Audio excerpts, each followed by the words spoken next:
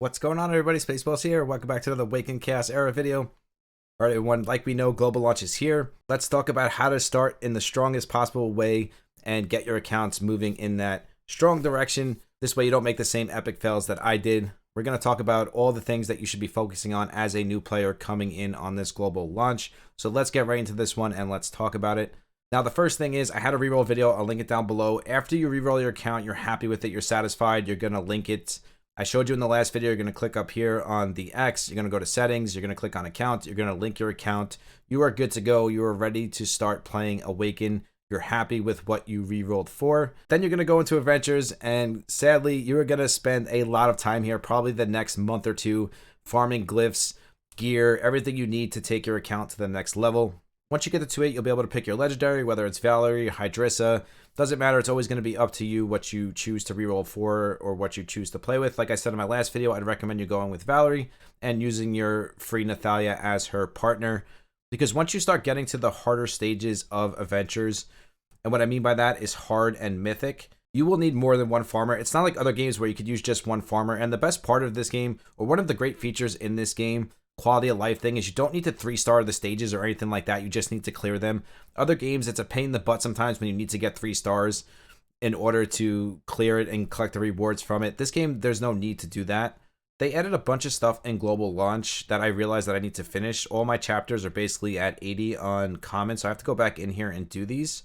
So it looks like they added a bunch of more challenges, which is really good. It's just going to give you guys more resources, more summons, all that great stuff. I always recommend doing these. I'll do these on stream tonight, or I'll do them on video.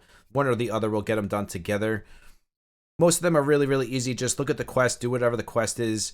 And again, it's just like if you had quested 3-star the stage, that's exactly what these are. And one thing I can tell you from my past experience when starting this game in soft launch is if a challenge is too hard, just skip it. Go back later when your team is stronger. You don't need to do it right away or anything like that. It's just extra rewards that you get. It's not a necessity thing or anything like that. So you want to try to get to hard campaign as quick as possible. And in doing that, you'll be able to start farming jelly. And I'm going to show you what I mean by that in a second. Now, when you're farming any stage, you want to make sure your units are maxed. Whether they're maxed 3 stars, 4 stars, or 5 stars, you just want to make sure it says maxed. So where it says 60, it'll say maxed next to it. As long as it says that, you will collect the overflow jelly. And that's 100% what you're going to be farming alongside glyphs in this adventures mode. And that's why you're going to be here for the next month or so. And you'll also get really good blue gear as well once you break into Mythic. You're going to find yourself spending all of your bread right here farming glyphs and the XP jelly. So if we scroll down, it doesn't matter what team you're using as long as it says max. So Connor, for example, he's maxed. My Euron is no good because it doesn't say max next to his name. So he's going to collect the XP and it's not going to go into jelly. Now, when doing this and when you're farming one stage over and over again, you want to click on this potion bottle on the right-hand side. And you'll see on the top we have XP potion, and this is going to be right here. We have an hour and 36 minutes left. If we click on this, this will give us 100% more XP from battle, which will turn into jelly. If we click it off, it will stop running. That is another great quality of life feature in this game, is if you pop a 24-hour XP potion, you could use it for 2 hours, turn it off, go back and use it again later. I absolutely love this feature in the game. So once you decide on your farming team, make sure they're maxed up to their highest level, bring them into battle, then you're ready to start farming your glyphs and XP. Real quick to touch on glyphs as well while we're on this page. If I click on this glyph, you'll see this stage will drop blue glyphs, purple glyphs, and legendary glyphs. The earlier stages won't drop as many glyphs and the drops won't be as good, but as you get to Mythic, the drops are much better. Same thing, you'll be able to get gold, this XP green jelly that we were just talking about, and gear, and normal summoning crystals as well, which will give you 1 and 2 stars, which you'll use as food later on. So this is the first big step you guys are going to take in the game by farming adventures. Now, there's a bunch of other content in this game. It can actually be overwhelming when you first start playing this game because there's just so much to do. The best recommendation I can give you guys is don't worry about all the other stuff so much.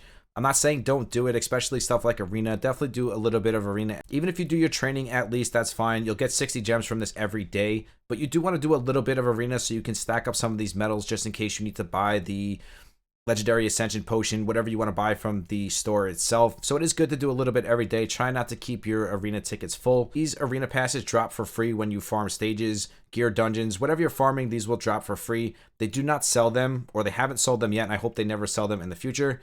And you also get bread from every combat that you do. Not from the training, but from regular combat. So if I were to fight this guy right now, if I challenged him, I'll get a bread drop between, I think, 2 and 8.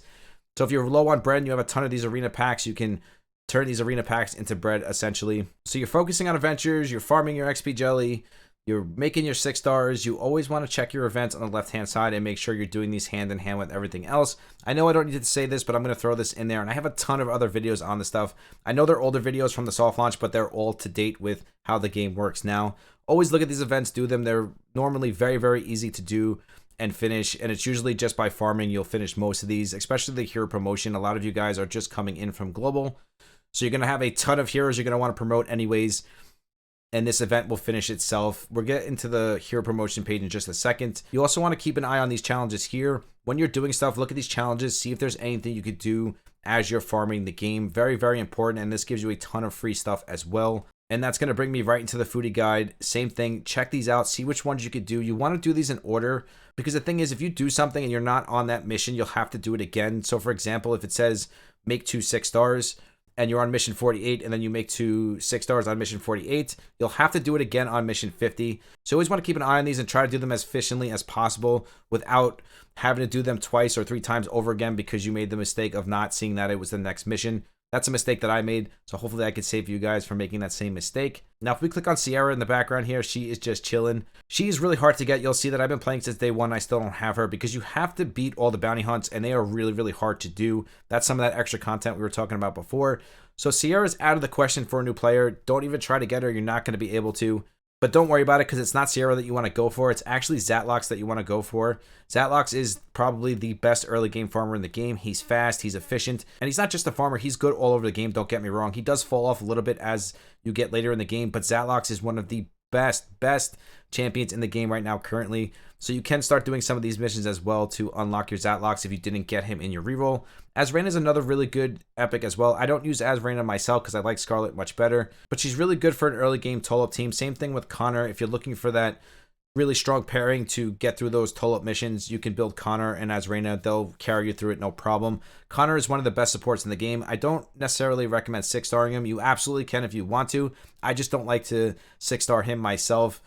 I really don't 6-star most elites. That's just the way I am, but there's nothing wrong with 6-starring Connor. You absolutely can. He's a great unit. Nothing wrong with it. Don't want you guys to get upset with me again, because last time I said don't 6-star him, everybody kind of got mad. But you can absolutely 6-star him. He's great. I just don't 6-star supports myself, especially the fact that he's an elite and a support. I just wouldn't do it. So with that being said, you're doing your adventures, you're doing your missions, you're doing your void tower as much as you can. So if we click on dungeon, we're going to go on bounty hunts. Now, dispatch you guys want to be doing as a new player, as an old player. You're not going to be able to do much of this when you first break into the game because, again, you're going to need the heroes to do it. This is really easy. It does itself. You don't have to do anything except for put your units in the battle like this here. We have 100% success rate, and that's just because we clear all the missions on the right-hand side here. But even if you're not doing that, just have these running at all times because this will allow you to get your dispatch ability. Then you'll max this out, and all your dispatches potentially will be better. And then same thing with your dispatch quests. Over time, you'll be able to get 4 advanced shards per week. And remember, in this game, you can get LDs from advanced shards. So this is something you definitely want to be doing as a new player right away alongside your adventure mode. Bounty hunts get really hard, really fast, but do as many as you can. It's not a necessity, but there's a lot of great early game stuff in here. And this is a good way to get shards, especially like when you're rerolling and stuff like that. There's a lot of foodies and all that great stuff. So you definitely want to do as many of these as you can. If you can't do them, fine. Don't worry about it. Just use the blitz, get the extra gold. It's not a lot of gold, but don't waste your keys. Just blitz if you're not going to do them for that day. Blitz all 5 times and you're good to go, and try to just clear as much as you can of the bounties. Don't drive yourself crazy with it. You really want to work on building up your team in adventure mode first. Same thing with Void Tower normal, just do as much as you can. Obviously, you're not going to have a lot of options early on until you start getting your team built, and that's why you're going to be in adventures for a very long time. And that goes hand in hand with the gear dungeons again. Now, you can do these up to level 7 to clear your missions in the missions that we talked about before. There's nothing wrong with that, but going past level 7 early on in these gear dungeons, not a really good idea because you don't really want to be farming stage 7, 8, or 9 in this game. We went through that in another video as well. You definitely want to start at stage 11 or 12 because the bread is a little bit scarce in this game, and you definitely don't want to be wasting bread on stage, 10 or down. You definitely want to be farming 11 or 12. That's just the way it is. So you don't really need to do much of this early on. Just clear Toll Up and Ash, and I believe that will give you the missions that you need moving forward. Ability dungeons are much easier than gear dungeons. You'll be able to clear at least stage 7 or 8 once you build up your adventure team, no problem. So whatever units you're building, farm their abilities. Now, the thing with the abilities in this game is they're locked like most games are when it comes to ascending the characters. In this game, the ability dungeons are daily or every couple days, whatever it is. But you'll see on the bottom, they all have timers. Sundays, all of them are open at once. So whatever ones you need on Sunday, you could just farm that one or whatever it is. But just pay attention to this. So whatever units you're using, you can farm their abilities. Epics and elites are really easy to do. Legendaries, not so much. So I definitely recommend you guys doing your epics first, and then you can focus on your legendaries after that. Now, we also have Endless Trial. As new players, I wouldn't worry about this at all. If you can clear the first couple levels, fine. If not, don't even worry about this. Just leave it alone. I still haven't done 70 myself. This gets really hard, just like the bounty hunts. It's not a first priority or anything like that. It's just some of that extra content we talked about before, because this game has a ton of content. I don't know if we talked about it in this video or my last video, but this game has so much content, and it could be super overwhelming. I know, guys. But at the same time, it's good that the game has content. So something like Endless Trial is not something you have to worry about right away. You can push it to the side and worry about it later. Same thing with the Arcane Dungeon. Party of 3 is something we talked about before. We'll touch on this really quick since we have one. This gives you 6-star legendary gear every time you complete it. Now, this brings me right into my next point of how important friends are in this game. Get as many friends you possibly can as soon as possible. Make your friends list beefy. It's not like other games where friends lists aren't as important. You just collect, stamina, bread, stuff like that.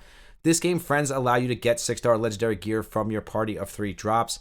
So it's very important that you have a strong friend list, and it's very important that you help your friends out. I have a video on this again, so if you guys want to go check that out, you can. So it's very important that you help your friends out, and your friends will help you out, and you'll get your 6-star legendary gear. This is a great quality of life thing in the game. But early on, it's going to be tough for you to clear these because they are level 60, and you will need synergistic teams to be able to clear this. Just whatever your PvP team is, that's probably what you're going to use on these Party of 3 missions. But again, early on, it's not something you're going to worry about too much, but you definitely want to get your friends list up and running as soon as possible so you can worry about it. Friend challenge is not really important. You're just going to get shards, basically, where you can summon Pacific units. Nothing to worry about early on. Same thing with World Challenge. You'll get stamina drops, gold drops, but these are really hard for a new player because, again, you need a stable team to do it. So, again, you don't really need to worry about that too much. So, real quick, before I forget, I do want to touch on how do you know what glyphs to farm and all of that great stuff.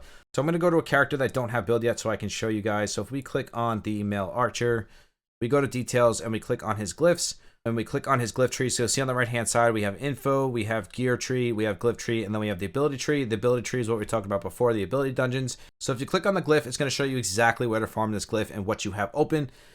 So we have 2-3 hard, 6-3 hard, 10-3 hard, and 6-4 mythic. You click on that, it's going to bring you straight to the stage and you can start farming that glyph. It's that easy to farm glyphs. The hard part is how many times you have to farm these glyphs over and over again, because most of the heroes take the same glyphs. I believe it's 3 different sets of glyphs total. I'm not exactly sure how it works, but you have to farm these glyphs so much, and it does cost a ton of bread. That is really the hard part of it. The gray, the blue, and the purple are not so bad, but when you break it to the legendary ones, it becomes quite of a nightmare, let me tell you. And then once you get the glyph, you hit activate. I'll show you real quick just what it looks like. So you do all of them. Eventually, over time, you're going to have so many common, rare, and blue glyphs that you won't have to farm those necessarily. You'll just be farming the legendaries, which will give you these lower glyphs. But that doesn't happen right away. It definitely takes time. You definitely have to build a team up for it. And then again, we get to our green glyphs. Click on the glyph. It's going to show you exactly where to farm it. That is what you want to be focusing on as a new player 100%. And alongside that, you want to focus on this jelly. So if we see on the bottom here where it says upgrade, if we click upgrade, you'll see it costs jelly. This is what we were talking about in the beginning of the video. That is what you're going to be farming alongside your glyphs, your gear, and your gold when you're doing these adventure stages. And when your hero is maxed out, you will get that jelly and overflow, pop your booster. You're going to get a ton of jelly. It won't be an issue after like a week or two. At first, jelly is really, really scarce, but once you figure out how the system works and you bring your maxed heroes into battle, jelly becomes really easy to get, and it just becomes a system alongside of your glyphs. So now that we got all that covered, let's talk about the altar real quick, and then we'll wrap this one up. First thing is your promote station. Absolutely love this. They have quick promote in this game. The only bad thing about this is you can't bring 3 stars to 4 stars, but you can bring 1 stars to 2 stars and 2 stars to 3 stars. It's just a shame that it doesn't go 3 stars to 4 stars. Hopefully in the future, we've all been asking for it. Let's just pray that they will add 3 stars to 4 stars. It'll just make life so much easier. Because it's such a good system, why not go all the way with it? That's my outlook on it. But if we click promote, you'll see all those 1 stars will go to 2 stars. Great system. Just make it a little bit better. And then we have our fusion tree. This is where you're going to fuse your Santis, your Hankrin. Both of these are going to be needed eventually. Not necessarily needed. Santis is more needed. Harkin's not necessarily needed, but he's one of the best supports in the game. So definitely something you want to fuse later on. If you're not lucky enough to pull Santis, you're going to have to fuse her like me. I actually had to fuse 2 copies of her, and I still have to fuse quite a few more. They did make some changes on global launch to make this easier, so now they show you when it's upgradable, and they show you when you actually have copies of it, so that is a great system. So just keep an eye on this, see what you can fuse. You don't need to fuse any of the legendaries early on, don't worry. Taya is a good unit, Cyros is a good unit, and I believe Savannah is another good unit as well. The thing is, outside of Cyrus, she's probably the only one that you'd want to fuse right away, but you don't really need to. She's just really good for bosses, and she's probably better than Savannah and Taya, because Savannah and Taya are more supports. Cyrus is a pure fire damage dealer. So if you were to go for one of these early on, I would definitely say Cyrus. The thing is, you're gonna have to feed a Santis and a Harkin. You definitely don't want to do that early on, so don't worry about this too much. Just fuse up your Harkin and your Santis and leave this alone for a little bit. Next up is Vanishment. This used to be unlimited in the betas. I'm really happy they put a limit on it. I don't like the fact that it's only 5 now. It should be at least 10 in my opinion. But if you banish your heroes, you will be able to turn them into these tokens, and then you can turn these tokens into summons. As a new player, I would leave this alone. Don't touch this, guys. You don't want to feed your food early on, especially if you're free to play. Stay away from this. It's not good for you. Yes, you'll get quick summons, a cheap thrill, but over time, it's going to hurt your account because you're not going to have the food you need to make the 6 stars that you need to progress your account. So I'm just going to leave this alone. If you want to watch my other videos, like I keep saying, because I made a ton of videos on all of this stuff, I'm just trying to do a quick recap for you guys for the global relaunch. But you can go watch all those videos where I'm talking about and I do all the reviews on this stuff, the shop review, all that great stuff. But just leave this alone as a new player. It's not worth it. You're going to waste your food, and then you're going to hate yourself for doing it because you might get a good epic or something like that, but at the same time, you're not going to have any food to build that epic because you're going to be banishing it all away. And the last thing we're going to talk about today is your quests. Do your daily quests just like any other game, guys. Goes hand in hand with the gacha game. Daily quests, weekly quests, and achievements. Achievements will come over time as you play the game, but weekly quests and daily quests, go through these every day. Obviously, the daily ones, finish them. They're really easy to do, guys. It takes me maybe 10, 15 minutes a day to do these. 1, 2, 3, I'm in, I'm out. Same thing with the weeklies. These are a little bit longer, obviously, because they're not as easy. They were meant to be a little bit harder because they're a weekly thing. But again, really easy to finish. Just get them done. 1, 2, 3, and then you collect your awesome rewards. You're going to get 100 gems, some summons. Great stuff. But the next thing I want to bring up in this video is the double XP card. Even if you're free to play, guys, this is what we were talking about before, where you get your bonuses from. They give these in events right now, and you can get them along the way without spending the 150 gems. But if you don't have one, guys, and you're a new player, buy this for 150 gems. It's worth it. Even if you're free to play, stack up a couple of these, keep them in your storage. They are good to have. It is worth the 150 gems because you do not want to be farming adventures without having one of these popped. It's just the way it is. I like to buy the 6-hour one because whenever I buy the 24-hour one, I end up forgetting about it and wasting it. So I go with the 6-hour one just in case I forget about it. I don't waste that much of it. And the 2 other things I want to talk about in the shop is the advanced summons for 100 gems. Early on, if you're free to play, you can buy these sometimes. Eventually, you probably won't buy them anymore. If you're 100% free to play, the thing is, it is kind of worth it because it is only 100 gems as opposed to 150 gems. It's really going to be up to you as a player and how free to play you are. I would honestly recommend you buying the Foodies instead. Foodies are so good early on in this game because they don't cost as much XP jelly to max out. So I'd say if you're free to play, you don't have a lot of gems, buy your XP booster first and then buy your 3 Foodies, and then you can decide if you want to buy the advanced crystals or not. Because you could buy summons from all the other shops. There's so many other places to get summons from. I think the 3 Foodies are much more important than the 3 advanced summoning crystals. And the advanced summoning crystals are 300 gems and the Foodies are 80 apiece. So if you're going to buy one of the 2, I would definitely go with the Foodies.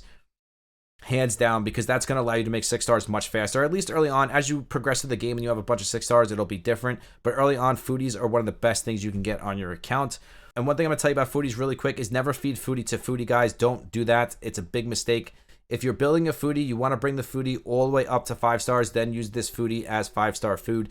Don't feed Foodies to each other or anything like that. Real quick, the bread system in this game, and especially if you're a free-to-play player, early on, you're going to get a ton of these meal coupons. I would recommend using them on Glyphs, like I said in the beginning. Use all of your bread on adventures early on, and then as you progress and build your teams, you can start branching out into the other content. Now, if you're a low spender, there's nothing wrong with you doing some of these refills. I do myself. I probably spend about 300 gems a day on the diamond refill for the bread. This way I can save some of my meal tickets, but that's going to be up to you depending on how much you want to farm the game and how free to play you are. But I just want to throw it in there that using gems on bread is not necessarily a bad thing. You can only do it 50 times per day. I would never do it 50 times per day, but doing it like 2 or 3, 4 times a day is never a bad thing. It's going to give you some extra runs in adventure. It really just depends on how far you want to go with it. Oh, one more thing real quick. The battle pass, definitely worth the $10 if you're a low spender. Brand is one of the best legendaries in the game. He's one of my most used legendaries in the game. I absolutely love this man. I'm going to buy this pass myself. I'll be buying you guys some of these passes this week on Twitch. So don't miss out on getting a free Brad from me over on the Twitch side of things. So that's going to wrap this one up. We are so close to 5,000 subs, guys. Once we reach it, we will start another sub celebration. If you want to follow me on Twitch and Discord, those are always linked down below. We do 2 monthly giveaways on Discord, random giveaways on Twitch, plus the Battle Pass Brad giveaway that we'll be doing this week as well. If you want to be part of the random giveaway that we do here on YouTube, all you have to do is sub to the channel, like, and comment on my past 10 videos, and that will automatically enter you to the random giveaway. I truly do love each and every single one of you. I will see you in the next one. Spaceballs out. Peace.